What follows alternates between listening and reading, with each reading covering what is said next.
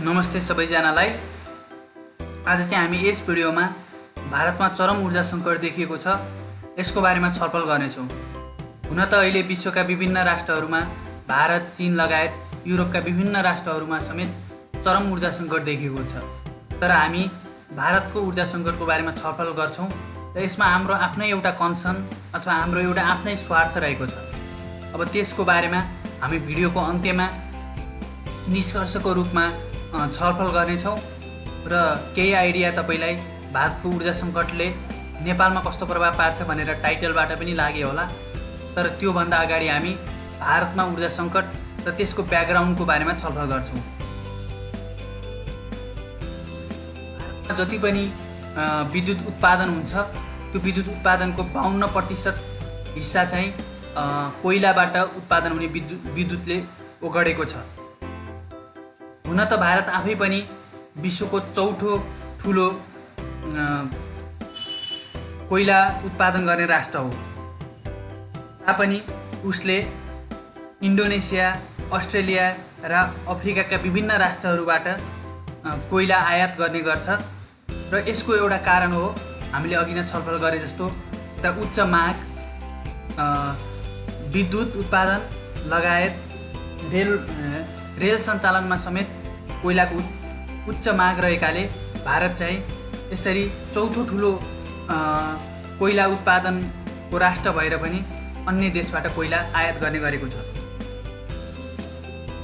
र अहिले विश्वमा नै चरम कोइलाको सङ्कट देखिएको छ। यसको कारण चाहिँ दुईटा रहेको छन्। विशेष गरी भारतमा सङ्कट देखिनुको दुईटा कारण रहेका छन्। एउटा चाहिँ कोइलाको मूल्य वृद्धि हुनु। जसरी विश्वमा अहिले कच्चा तेलको मूल्य आकाशिएको छ त्यो सँगसँगै कोइलाको मूल्य पनि एकदमै उच्च बढिरहेको छ। अब भारतले यसरी उच्च मूल्यमा कोइला किनेर त्यसबाट विद्युत उत्पादन गर्दाखेरि घाटा लाग्ने भएकोले कोइला चाहिँ जति भारतले अन्य देशबाट आयात गर्थ्यो त्यसमा चाहिँ कमी गरेको छ। त्यसले गर्दाखेरि एउटा त सङ्कट हुनुको कारण भयो। त्यसैगरी अर्को, अहिले यो वर्ष भारत लगायत अब नेपालदेखि अन्य राष्ट्रहरूमा पनि एकदमै उच्च वर्षा भइरहेको छ। अब यो कोइला खानीबाट कोइला निकाल्ने बेलामा यसरी पानी पर्दाखेरि त्यो कोइला माइनिङ गर्न अथवा कोइला निकाल्न चाहिँ गाह्रो पर्ने भएको हुनाले जति पहिला कोइला उत्पादन हुन्थ्यो खानीबाट त्यो हुन सकेको छैन र त्यो पनि एउटा कोइलाको अभाव हुने एउटा कारण देखिएको छ। त्यसै गरी अब यो कोइला उत्पादनमा कमी देखिसकेपछि र चरम ऊर्जा सङ्कट भारतमा देखिसकेपछि यसको प्रभाव कस्तो परेको छ भनेर हामी छलफल गरौँ।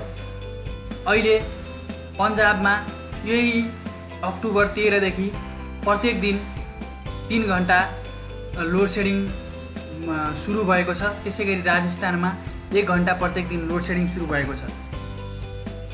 त्यसै गरी एकदम ठुलो ऊर्जा सङ्कट तमिलनाडु, महाराष्ट्र, आन्ध्र प्रदेश र भारतको राजधानी दिल्लीमा समेत देखिएको छ। अब यसरी भारतमा ऊर्जा सङ्कट देखिँदाखेरि यसको प्रभाव नेपालमा कस्तो पर्छ, नेपाललाई चाहिँ यसले कस्तो असर गर्छ भनेर हामी छलफल गर्छौँ। नेपालमा चाहिँ के देखिन्छ भने नेपाल अहिलेभन्दा करिब 2-3 वर्ष अगाडि आफै पनि एउटा लोड सेडिङबाट ग्रस्त देश हो, ऊर्जा सङ्कटबाट ग्रस्त भएको देश हो। तर अहिले नेपालमा एउटा ठुलो मात्रामा जलविद्युत नेपालले उत्पादन गरिरहेको छ र विभिन्न आयोजनाहरू निर्माण हुने प्रक्रियामा छन्। अहिले पनि तपाईँले कुरा गर्नुभयो भने जब यो अप्पर तामाकोशी बन्यो त्यसपछि नेपालको यो वर्षायाममा बिजुली खेरा गइरहेको छ। अब नेपाली बिजुलीको त्यसै गरी अब कुरा गर्ने हो भने अबको 5-7 वर्षमा चाहिँ नेपालमा करिब 8-10 हजार मेगावाट विद्युत उत्पादन हुने देखिन्छ। जुन परियोजना अहिले सञ्चालन भइरहेको छ त्यसलाई हेर्दाखेरि अब नेपालले यो सबै अहिले नै यति थोरै विद्युत उत्पादन हुँदा खेरा गइरहेको बिजुली जब नेपालले 8-10 हजार मेगावाट बिजुली उत्पादन हुनेछ यो सबै आफैले खपत गर्न सक्ने छैन। अहिले त्यो खपत गर्न सक्ने अवस्था छैन र यसलाई यसरी हेर्दाखेरि नेपालको जलविद्युतलाई एउटा बजार आवश्यक देखिन्छ। अब नेपालको जलविद्युतको बजार भनेको कि त भारत देखिन्छ कि त चाइना देखिन्छ। हुन त यिनी दुईटै देशहरूमा चरम ऊर्जा सङ्कट देखिएको छ तापनि चीनको कुरा गर्दाखेरि चीन नेपालको उत्तरतिर पर्ने र यहाँ चाहिँ ठुला हिमालहरू, सगरमाथा जो संसारको सबैभन्दा उच्च हिमाल हो लगायतका विभिन्न अन्य ठुला हिमालहरू रहेका छन्। यसरी हेर्दाखेरि उत्तरतर्फ जलविद्युतको एउटा प्रसारण लाइन अथवा बनाउन एकदमै गाह्रो छ। त्यसैगरी यो बिग्रियो भने पनि मर्मत गर्न एकदमै गाह्रो छ। त्यसैगरी मौसम चाहिँ एकदमै एक्सट्रिम अथवा एकदमै कठिन किसिमको छ र यसले गर्दाखेरि त्यहाँ ठुलो आपद विपद आउने सम्भावना अथवा त्यो प्रसारण लाइनलाई बारम्बार मर्मत गर्नुपर्ने र गर्न पनि अप्ठ्यारो, त्यो दृष्टिकोणले आर्थिक रूपमा हामीले चीनलाई बिजुली बेचेर फाइदा लिन सक्ने सम्भावना कम देखिन्छ। यसको अर्थ नेपालको एउटा मात्रै बजारको माग भारत रहेको छ। हुन त नेपालले विभिन्न बङ्गलादेशसम्म समेत नेपालबाट बिजुली निर्यात गर्ने एउटा सम्झौता गर्न खोज्दैछ र बङ्गलादेशसँग पनि हामीले बिजुली निर्यात गर्न हामीले भारतकै एउटा भर पर्नुपर्ने हुन्छ, भारतकै बाटो प्रयोग गर्नुपर्ने हुन्छ। अब नेपाल र बङ्गलादेश डाइरेक्ट कनेक्सन छैन, त्यसले भारतको एउटा भर पर्नु देखिन्छ। यो सबै दृष्टिकोणले हेर्दा नेपालको ऊर्जा अथवा नेपालको बिजुली खपत गर्ने सबै भर चाहिँ भारतमा पर्नुपर्ने नेपाललाई देखिन्छ। हुन त भारतमा चरम ऊर्जा सङ्कट छ र नेपालमा बिजुली खेरा गइरहेको छ तापनि अहिले पनि भारतमा यसरी सङ्कट हुँदा पनि भारतले नेपालले बारम्बार भनिरहेको छ हामीसँग चाहिँ सरप्लस बिजुली छ अथवा हामीसँग चाहिँ बढी बिजुली रहेको छ, तपाईँले यो लैजानुहोस्, हामी एउटा सही मूल्यमा दिन तयार छौँ भन्दा पनि भारतले विभिन्न कानुनी जटिलता देखाएर नेपालको बिजुली लिन मानेको छैन। अब यो किन मानेको छैन, अब यसको आफ्नै कुराहरू होलान् होइन। भारतले किन मानेको छैन भने त्यति त थाहा छैन। यसरी सङ्कट हुँदा पनि नेपालको बिजुली चाहिँ लग्न मानिरहेको अवस्था छैन भारतले, केही समय लाग्छ भनिरहेको छ। यसरी हेर्दाखेरि अब नेपालले फेरि बङ्गलादेशलाई पनि अब बिजुली निर्यात गर्न पनि भारतकै भर पर्ने अवस्था देखिन्छ।